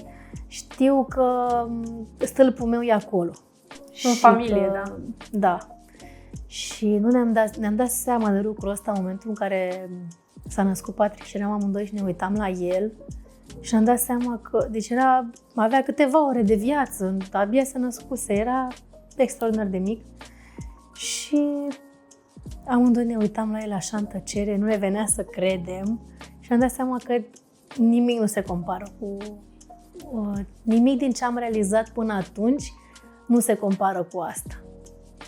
Și acum, pe măsură ce cresc și înfloresc așa sub ochii noștri și ne dăm seama cât de mult au crescut, îi descoperim ca oameni, că își manifestă personalitatea din ce în ce mai mult. Se conturează. Da, își conturează. Exact. Unul mai glumeț, mai spune câte o glumă, altul mai face un spectacol, mai dansează, Și e fascinant. Dar asta n-a venit decât în momentul în care am început și eu să observ, să nu mai fiu atât de prinsă și distrasă de toate grijile și aoleu, am de făcut aia și să încerc așa să mă detașez. Că dacă venim cu toate grijele de la birou sau de la muncă, venim cu ele acasă și nu apucăm să ne bucurăm într-adevăr de ele, dar e și asta e o călătorie, e greu. Da. Cum te deconectezi, cum menții echilibrul ăsta între viața profesională și de familie. Din nou, e greu și mă gândeam, la antreprenori cred că e mult mai greu de fapt, pentru că nu ai un program de dimineață până la o anumită oră, adică te gândești non-stop. La ce poți să faci, cum ar fi mai bine. Bine, nu zic asta, că și când lucrezi poți să faci asta, dacă ești foarte implicat și dedicat. Mi-aduc aminte cum eram eu înainte să devin mamă și să începem jujuc. Și acasă făceam, adică și noaptea mă cinau niște lucruri pe care trebuia să le rezolv dar atunci nu aveam copii. Acum nu știu dacă e mai ușor pe partea asta ca angajat, că ai un program fix și după poți să zici că ai tot timpul din lume cu copiii tăi, sau ca antreprenor când ți-e mai greu să delimitezi cele două părți ale vieții, profesională și familială. E greu. Așa e. Da. Este și cred că tot de conștientizare și de decizie ține. Pentru că, poți, când ești antreprenor, oricât ai lucra, oricum nu termini de făcut treaba. Nu știu dacă nu se termină niciodată, știi? Poți să lucrezi 5 ore, 10 ore sau 12 ore. Și la început, când vedeam cât de multe lucruri sunt de făcut, m-am dus la tatăl meu într-o zi, că și el e antreprenor de 30 de ani. Și l-am întrebat, dar dacă nu termini azi ce ai de făcut, ce faci? Bine. Le faci mâine. Cel mai simplu. Dar trebuie să le fac neapărat, e urgent. Și mi-am dat seama că, de fapt, evident că sunt urgențe, dar e ok să le faci și mâine uneori. Și din nou, rapiditatea cu care se întâmplă lucrurile, știi? Că ai impresia că pierzi ceva, adică dacă ai competitori, și vezi că ei au făcut ceva și poate și tu ai putea să faci și din nou nu-ți dau, știi? E tot așa. sunt niște rotițe care nu se mai opresc. Și mă gândesc că cred că le era mai ușor părinților noștri înainte când, nu știu, internetul vine și cu plusuri și cu minusuri, clar. Și tot ce înseamnă social media și... Da, bine. Asta e că pe social media oricum vedem doar ce e bine. Da, da, așa e. Te frustrezi mai rău, adică... Da, că nu... Sau cauți doar inspirație, că din nou, depinde de tine, știi? Ce cauți? Să te inspiri cu ceva sau că ai vrea și tu nu știu ce și nu poți sau... E greu. Da, îmi venise să spun ceva mai devreme legat de ce ai spus tu cu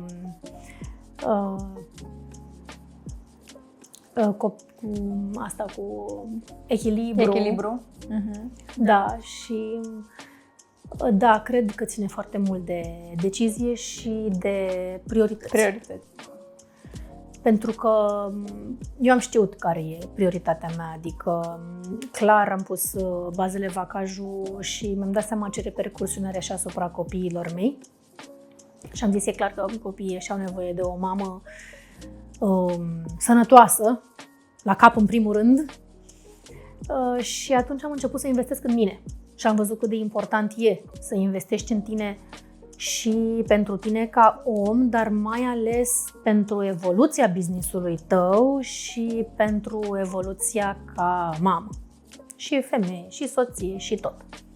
Adică nu e doar că are repercusiune asupra ta ca om, dar în momentul în care investești mai mult în tine, se vede și în toate lucrurile astea. Tu ești mai bine și ai grijă altfel de tot ce se întâmplă. Că ai mai multe roluri de îndeplinit, și de soție, și de mamă, și de antreprenor, și de soră, și de fiică. Că sunt și astea, într-adevăr, vin cumva pe planul 2, dar sunt și ele acolo care te...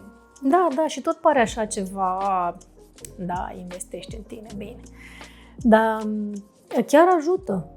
Ajută mult. Da. Și eu am observat că te accepti tu să fii bine, ești bine și apoi oferi bine. Adică, că altfel n-ai cum. Dacă tu nu ești bine, n-ai cum să oferi bine. Oferi rău dacă ești rău.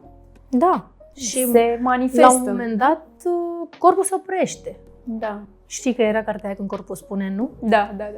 Fix așa. La un moment dat se oprește și nu mai vrea. Își ia pauză, își ia concediu de odihnă, mandatory, dacă nu mai poți să te mai ridici din pat. Te blochezi, nu te blochezi. Și... Da. Și adică psihic te blochezi, adică rămâi acolo, nu se mai întâmplă nimic. Da. În momentul în care începi să îți pui limitele singur și să vezi exact cât poți să duci și când e momentul să spui stop și să-ți acorzi un pic de timp ție, ai mai multă claritate legată de business-ul tău, ai mai multă răbdare cu copiii tăi și îți crește și productivitatea. Lucru care chiar m-a surprins. Cum adică să lucrezi mai puțin? Păi lucrezi mai eficient, de fapt. Dacă ești prea obosit și prea burned out ca să mai funcționeze rotițele, nu e bine. Și oricum din oboseală și din burnout vin foarte multe consecințe asupra corpului și de reglări hormonale și toate. Ți-am zis, sunt tot ce spun din proprie experiență și le-am pățit pe propria piele, pentru că în primul an de vacaju mă trezeam umflată. Ce vârstă avea când ai început vacajul? Patrick avea atunci 5 ani și Aria avea aproape 2. Și de fapt avea deja 2, că intrase în creșă. Mergea la creșă. Da, exact, am dat-o și pe ea la grădie atunci. Și mă trezeam umflată, adică aveam niște reacții alergice. Mi se umfla jumătate de buză, mi se umfla jumătate de cap și mă trezeam umflată fără să fie o explicație. Era clar din burnout și din stres și de oboseală, erau niște reacții ale corpului inexplicabile din cauza faptului că eram foarte, foarte stresată. Că a venit așa foarte mult peste mine și până n-am învățat să le gestionez și să delegi, bănuiesc că aici a fost. Să deleg, exact.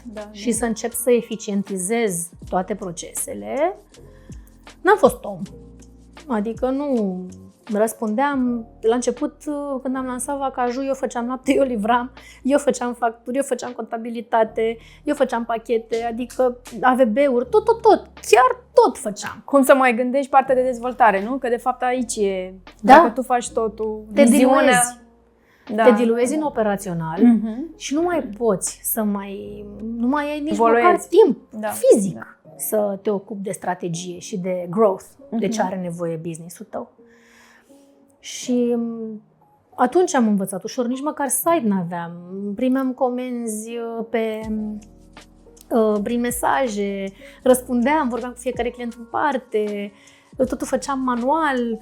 Cu timpul am reușit, am eficientizat. Și cum pe Instagram sau cum? Da. Cum? Instagram a fost startul. Adică exact. de acolo a început totul. Da. Și răspundeam și la 11 noaptea și Dan îmi spunea, dar nu trebuie să le răspunzi chiar la 11 noaptea. E ok, poți să le răspunzi și asta mâine. din nou ai de învățat, că la început când contează, adică simți tu că contează să răspunzi acolo, să fii acolo, dar îți dai seama, băi, de stai că oamenii ăștia pot înțelege că e o oră la care eu nu trebuie să răspund.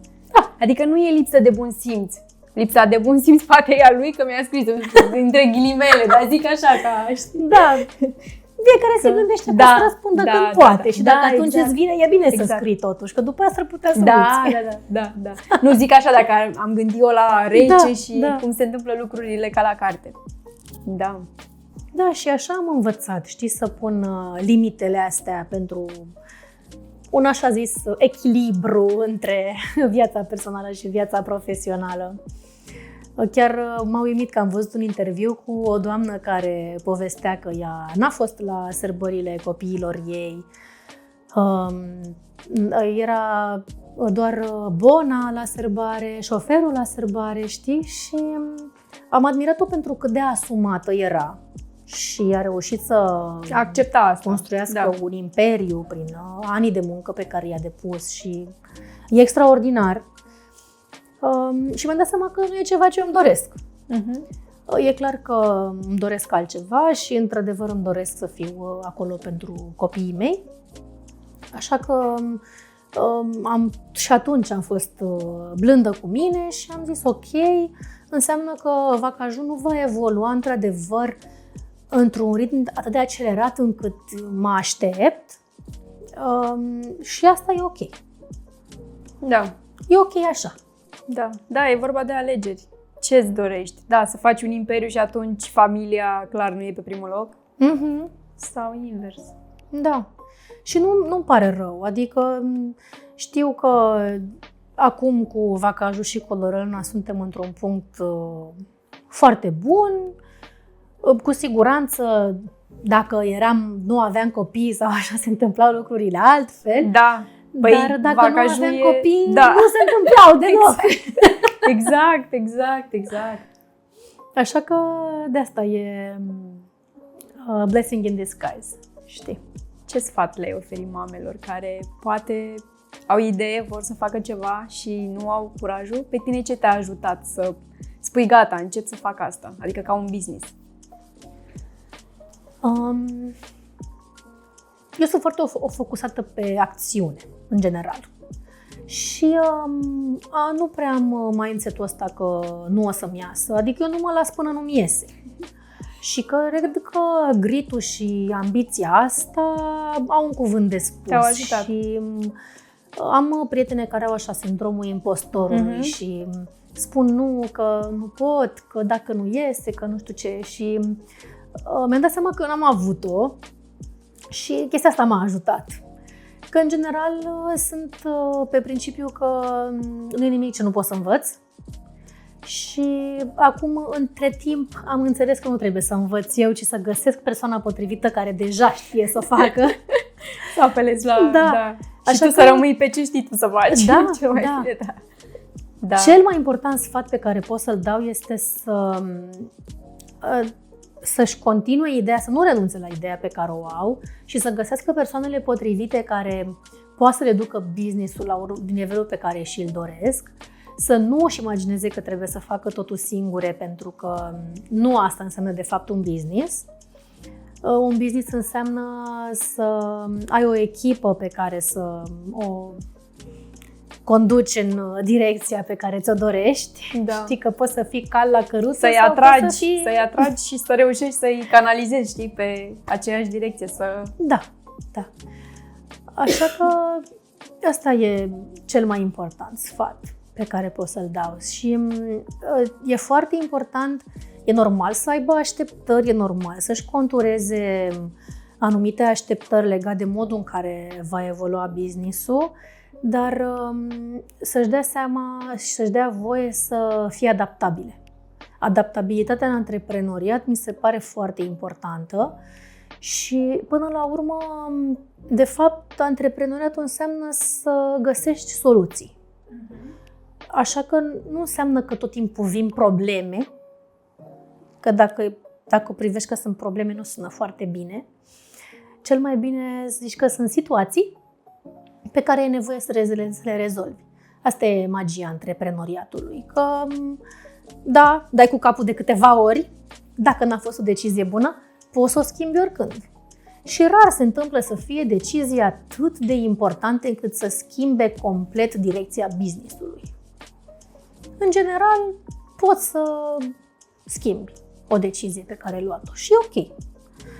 La început eram și eu... La început cred că ți-e mai ușor să greșești și să înveți din greșeli decât atunci când deja ai un istoric, nu? Nu. Mi-e mai ușor să greșesc acum. Da.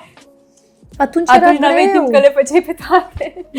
Da. N-aveai timp să-ți dai seama de greșeli. Să greșesc și mă gândeam, trebuia să schimb contabila, de exemplu. Contabila pe care o aveam era mai mult specializată pe servicii, aveam nevoie de o contabilă pe producție, care să știe gestiune, să știe partea de producție, cu materie primă, cu tot.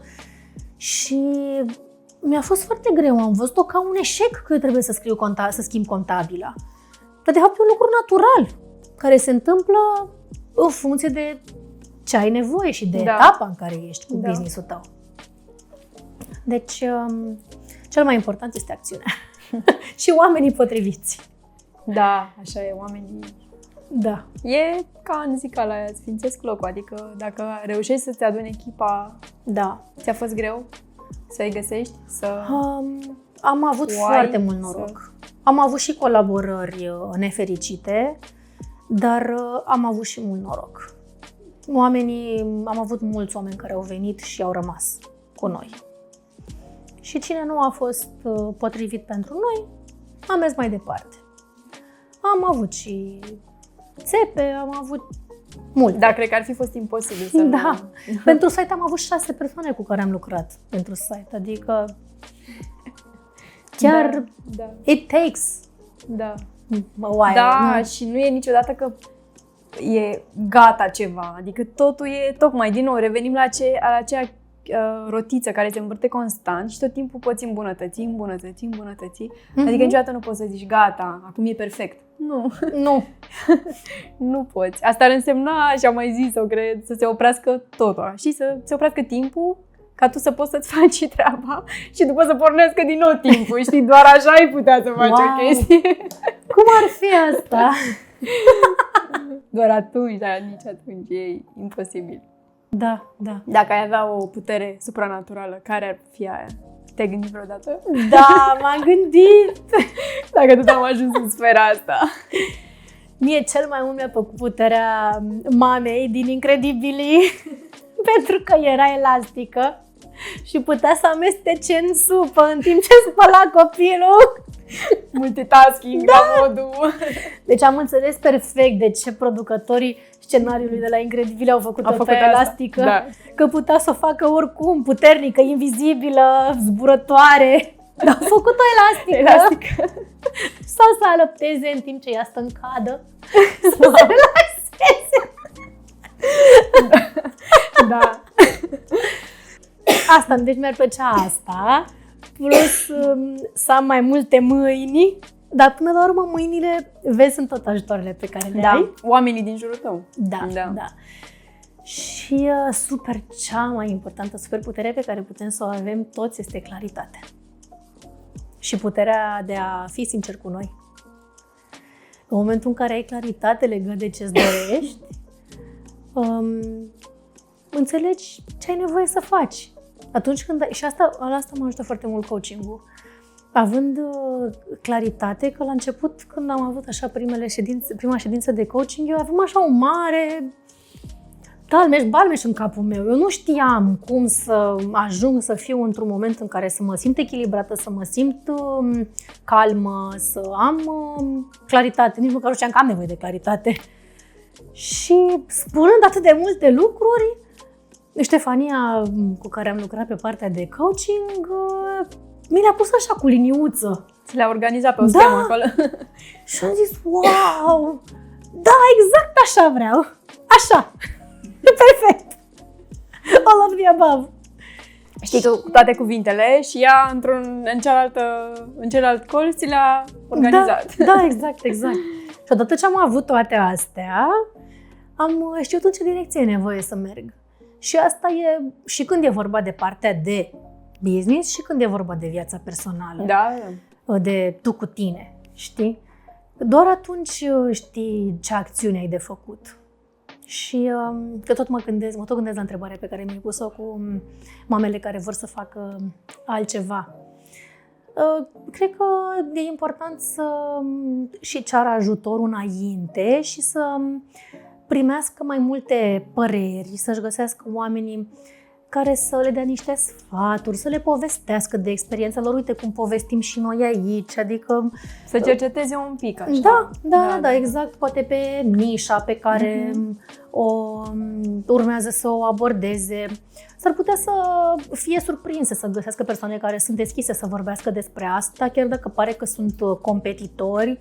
Eu am avut persoane care m-au sunat și mi-au spus că vor să-și facă un brand de lapte vegetal și eu le-am susținut. Un fel de mentor. Da. Și am zis super și nu contra cost, adică totul a fost natural. Din partea mea, din bucuria de a avea alte branduri de lapte vegetal pe piață și de a fi o contribuție pentru toată lumea, pentru consumatori, știi? Și am povestit ce înseamnă, care e procesul legat de avize, legat de amenajarea spațiului, legat de toate lucrurile astea pe care nu le știi și nu ai de unde să le știi. Da. Că nici eu n-am știut de unde și cum să le fac. Aveam experiență pe partea medicală, evident, dar partea asta cu normele de producție din punct de vedere alimentar este foarte riguroasă și sunt foarte multe legi care sunt și ele formulate așa de ciudat că poate uneori nici nu le înțelegi, poate sunt interpretabile. Da.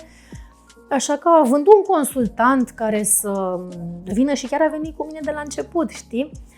L-am contactat, am găsit spațiu în care urma să amenajăm și l-am rugat să vină să vadă dacă e potrivit, dacă e un loc în care putem să facem fluxul și circuitul materiei prime și procesul de producție și tot să fie potrivit cu normele. Și a venit spațiu, a zis da, putem să facem fluxul așa, e foarte bine, e ok. Și ne-a zis cum să amenajăm ca să fructificăm, să folosim spațiu corect și potrivit normelor. Da, din nou, asta e să ceri ajutor. Și tu chiar pari așa o persoană care atunci când, cum ziceai, că dacă îți pui ceva în cap, chiar vrei să faci și încerci tot ce poți și chiar te văd apelând la oamenii de care ai nevoie și fără nicio jenă, fără nicio... Da, asta mie... Nu pot zic că nu mi-e jenă, dar cer ajutorul, știi? Că nu ai cum să le știi pe toate, e imposibil. Sau evident chiar să le afli pe toate, că, din nou, este imposibil să știi din toate domeniile foarte bine. Da. Și m-am bucurat, eu mă bucur oricând să vorbesc. Stau în spate, să încurajez. Am o prietenă care și-a lansat un brand de sucuri presate la rece. Este farmacist și este chiar o mămică pe care o cunosc de mult timp, de când eu făceam vacajul și încă era farmacist. Și anul ăsta și-a lansat brandul și m-am bucurat foarte mult să o sprijin în procesul ăsta. Am fost acolo pentru ea, am încurajat-o, am împărtășit din sfaturi și eu din experiența mea și am văzut cât de mare contribuție este să merg la întâlnirile astea de antreprenoriat. De oameni care te te ține în priză cu ce se întâmplă, cu ce gândesc, cu ce... Oricum mi se pare că orice întâlnire te ajută, orice întâlnire cu oameni care au aceleași valori, care vor aceleași lucruri să crească. Și îți dai seama cât de mult seamănă situațiile prin care trecem. Că ajungi acolo, îi auzi pe toți care vorbesc și îți dai seama că foarte mulți trec prin ce treci tu, știi? De multe ori ai impresia că ești doar tu acolo în tot struggle-ul ăla și altora le iese atât de bine și totul e așa de frumos pe Instagram. Uite, și pe ăștia au și premii și eu sunt aici și mă chinui, știi? Da. Și ajungi acolo și vezi că de fapt toată lumea trece prin același lucru. Da. Am fost la permis de antreprenor. Am văzut, Euronews și chiar am plecat de acolo încărcată, știi, cu lucrul ăsta, că mi-am dat seama, nu sunt singură. A fost și Adina aici, da? Nu știu dacă ai văzut episodul cu Adina. Da, mă bucur. Vezi? Asta înseamnă să fii deschis. Da, exact. Adică și faptul că uite, de exemplu, dacă n-aș fi făcut podcastul ăsta, clar nu aș fi trimis mesaje unor oameni ca tine, ca Adina și rămân surprinsă cât de repede îmi răspund și ce frumos îmi răspund anumiți oameni și, nu știu, mi se pare extraordinar. Adică uneori par intangibile anumiți oameni, dar de fapt nu sunt. Și descoperi că sunt și oameni și că, de fapt, da, cer ajutor, prioritizează, sunt niște lucruri acolo care te pot ajuta dacă le aplici. Da, exact.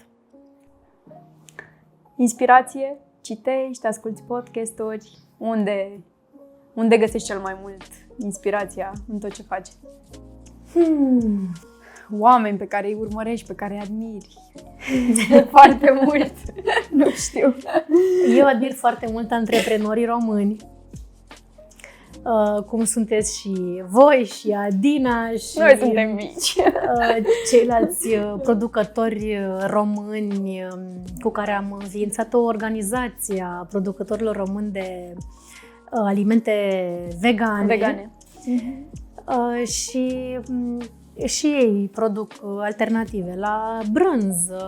Suntem mulți, deja cred că suntem peste 10 în patronat și pe ei admir foarte mult pentru că știu cât de greu e să fii antreprenor în România.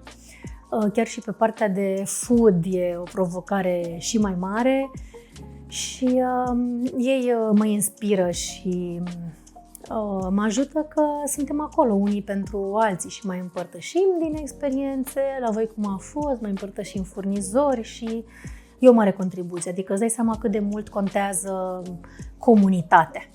E foarte importantă. Da, și deschiderea oamenilor, pentru că mai auzeam și asta cu...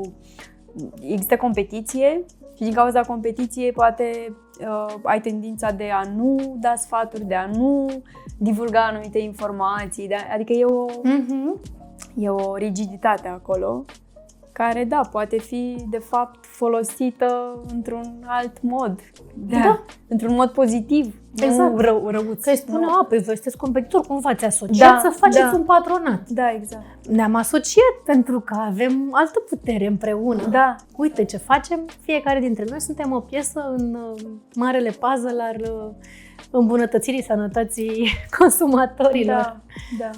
În rest îmi plac foarte mult cărțile de dezvoltare personală și partea asta de spiritualitate.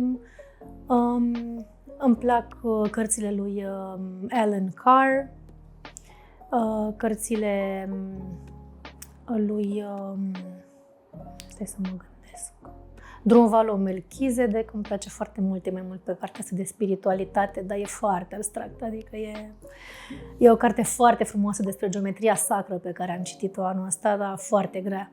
Un an de zile am citit-o în bibliotecă, am ținut-o în bibliotecă, că nu eram pregătită să o citesc. Da. Îmi place și conceptul de cheile genelor. M-a ajutat la autocunoaștere, îți recomand dacă nu ai citit despre cheile genelor, e foarte interesant. E așa cum e astrograma sau human design, îți dă ca o hartă a ta legat de anumite chei care predomină în viața ta, în anumite momente ale vieții și te invită așa la introspecție. În general, cam toate cărțile pe care le citesc sunt pentru dezvoltare personală. Nu prea citesc așa beletristică, decât cărțile pe care le citesc pentru copii. Da. Dar Alec Blenche mi se pare că ajută și pentru copii și pentru adulți. Da, păi sunt multe situații care și pe noi ne... Da. Adică și eu trec prin asta când citesc cu Sasha și îmi dau seama, Doamne, ce morală, știi, nu m-aș fi gândit la asta sau... Da. Nu m-aș fi gândit să explic lui așa. Adică mie asta mi se pare că au niște idei și morala care stă la bază, care este esențială și pentru noi. Exact. Adică, și mă ajută foarte mult și în modul în care îi cresc, pentru că le aduc aminte de povestea respectivă, le fac să o înțeleagă, analogie da, cu momentul în care suntem atunci da. și momentul în care citim în carte și după aia în viața noastră se întâmplă un moment asemănător sau care poate să ducă la morala respectivă, pentru ei e o ancoră foarte importantă. Da. Din nou, concret, au citit cu tine, au văzut situația, după se întâmplă viața reală și își amintesc. Dacă ai începe tu să le explici în termeni, nu știu, să le explici fără a avea un precedent, e foarte greu și nu vor înțelege, dar așa, da, într-adevăr, cărțile au un efect aparte asupra lor, Da. cu toate situațiile. Pentru noi au fost foarte importante cărțile în viața noastră, adică oricum până la 2 ani Patrick nu s-a uitat la desene. La Aria n-am reușit asta, că Era deja Patrick? mare să mai uita. Da.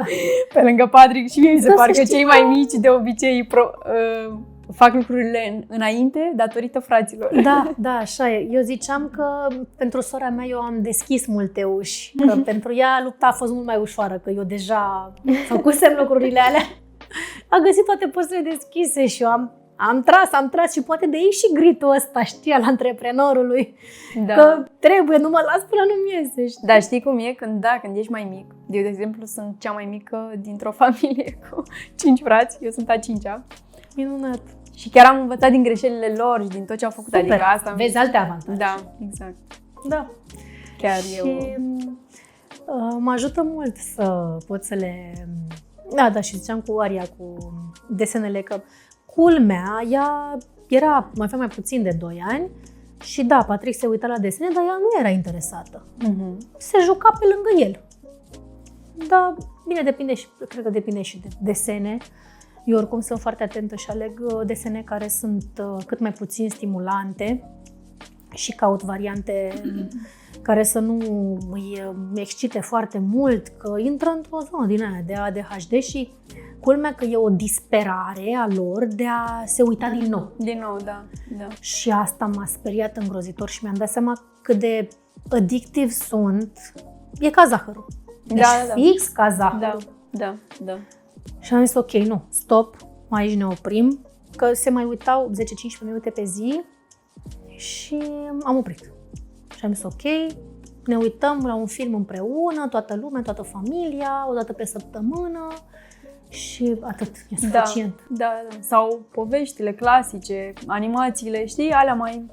Astea, desenele făcute acum, mai ales prin 3D, adică care sunt așa, cu toate culorile și cu toate luminile și cu... Îi agită, chiar îi agită. Dar la povești în care te uiți alături de ei, le explici, te întreabă, e o altă dinamică. Dacă tu îl lași în fața televizorului să se uite singur, el nevorbind sau poate abia la începutul perioadei în care își dezvoltă limbajul, cred că e o altă... își lasă un alt impact asupra lor decât atunci când te uiți la niște desene animate, dar cu el acolo și explici. Sau cum zice că ea e mai relaxată, cred că e și chestia asta că nu știu, acum eu zic din perspectiva mea, noi suntem un pic mai la primul copil, să facem totul ca la carte și știm că desenele animate nu fac bine, dar uite, la ea fiind relaxată nici nu se uită. Da. Televizorul merge. Da. Poate e cu psihologie inversă, îi las televizorul și nu se uită, dar vezi, nu poți să garantezi că e o variantă bună, știi? Că dacă sunt știrile la televizor și merge televizorul non-stop, nu e bine. Da, Dar să știi că sunt rămân, mulți, adică chiar dacă nu ascultă sau nu se uită, sunt acolo niște cuvinte care le răsună în cap, sau imagini, sau mai ales la știri, să fim serioși. Și tensiunea aia, că la știri tot timpul e negativ. Da. Și într-adevăr apreciez foarte mult că La mine la cabinet vin foarte mulți părinți care spun că nu prea se uită copiii la desene. Noi avem un televizor în tavan, asta ne ajută că îi face să stea un pic nemișcați, că la cabinet ce să facem? E un rău necesar, că nu stau decât 20 nu, de că minute, sunt situații în care apelez și eu la desene animate, că altfel nu am cum, adică toți facem asta, cred, ca părinți. Exact. Chiar nu cred că e cineva și dacă e cineva, eu nu cred că spune adevărul. Și asta chiar m-a bucurat să văd că sunt foarte mulți părinți care spun că nu prea lasă copiii la desene, față de ce aud în partea cealaltă, în care sunt copii foarte mici care scrolluiesc pe TikTok toată ziua și... Oricum, astea scurte sunt, din ce am mai citit, sunt ceva pentru mine, adică eu când stau cu ochii în TikTok, deci nu obosesc instant și nu vreau să-mi imaginez ce e pentru ei, care nu știu să... Da. Să Una înțeleagă. e să fie creierul dezvoltat și alta e să facă lucrul ăsta la 5, 6, 9, 10 ani. Cum spuneam, alta e să-i pui poveste și alta e să nu procesează nimic creierul, ochii, nu... Da, noi folosim mult și povești audio, le pun foarte des să asculte. Am niște povești din teatru radiofonic pe care le ascultăm de prin 1970 și ceva, sunt înregistrate. Sunt foarte drăguțe și mie îmi plac cele vechi. Și mă uit cu drag, știi, și ascult cu el. Da, sunt foarte frumoase. Au morală, nu știu, sunt total diferite față de ce se scoate acum. Bine, probabil sunt și lucruri. Încă nu e, Saja e micuț, probabil va veni, nu știu, de pe la școală, de pe când vor învăța ei să comunice între ei, să zică, tu nu știai despre asta, cum să nu știi despre asta, habar n-am. La școală cred că e o altă dinamică. Da, păi îmi povestea Tania de Ian că el nu se uită la desene, dar vă spun colegii de Spider-Man, de Paw Patrol, de nu știu ce, și el știe de acolo, de la grădii, dar el nu s-a uitat niciodată, știi? Și Saja știe de Patrula Cățelușilor, de la grădiniță. De Spider-Man am mai văzut costumați și mă mai întreba, dar la fel, n-a văzut acasă, clar. Exact. Îi afectează și ei colectivitatea, dar asta e. Oricum, vor da nas și cu... Da, eu, uite, asta apreciez foarte mult la grădiniță, că de asta mi se pare foarte important ca la grădiniță să fie oameni cu aceeași valori. Cu aceleași valori. Da. Că vin copii cu foarte multe lucruri de acasă și din fericire suntem într-o comunitate în care valorile sunt foarte asemănătoare și, de exemplu, la grădii, bine, la școala uniformă, evident, și asta este extraordinar, dar la grădii nu au voie cu tricouri cu desene, cu personaje. Nu au voie să vină decât cu tricouri simple, neutre, nu să vină cu rochii de prințese sau, bine, mai fac ei așa zile de un fel de costumații, cum vă îmbrăcați, cum vreți voi. Exact. Da, exact. Da. Și atunci e mare sărbătoare, e foarte frumos, o dată sau de 2 ori pe an. În rest, eu cred că e foarte bine să nu vină cu toate personajele alea pe ei, pentru că, într-adevăr, îi distrage de la ce au de făcut. Și mediul e nevoie să fie calm. Altfel îi agită sau vorbesc despre el în loc să facă ce au de făcut. Da, dar și estetic. Noi suntem, adică eu sunt și cu estetic. Adică, de ce l-aș îmbrăca cu toate printurile sau cu... Da, nu, asta e doar a mea, e chichița mea. Și evident că mai avem cu bunicii care mai vin cu printuri și cu... Dar acum și ei țin cont de... Adică s-au educat foarte frumos. Bravo. Trebuie să educăm și bunicii. Avem de două tabere de educat. Da. Îți mulțumesc mult, Daniela, Cristina. Și eu. Le zic pe amândouă, vacajul. Și pe al treilea. A fost o plăcere să te ascult și să-ți aflu povestea și sunt sigură că o să ajute și mămicile care ne privesc, pentru că ele sunt publicul nostru target, dar evident că se poate uita toată lumea. Da. Îți mulțumim tare. Și eu mulțumesc. M-ați făcut și să plâng, ați văzut? Patrick spune că el nu vrea să uite cu mine la desene, că tot timpul plâng. Că la film, la un moment dat, încep să plâng, ce să fac? Dacă e un moment, da, și toate au un moment în care te sensibilizează, pentru că altfel nu te-ai mai uita. Da. Și voi, dacă doriți să continuăm și vă place ceea ce facem, ne puteți sprijini prin like, share și subscribe. Vă mulțumim și ne vedem data viitoare!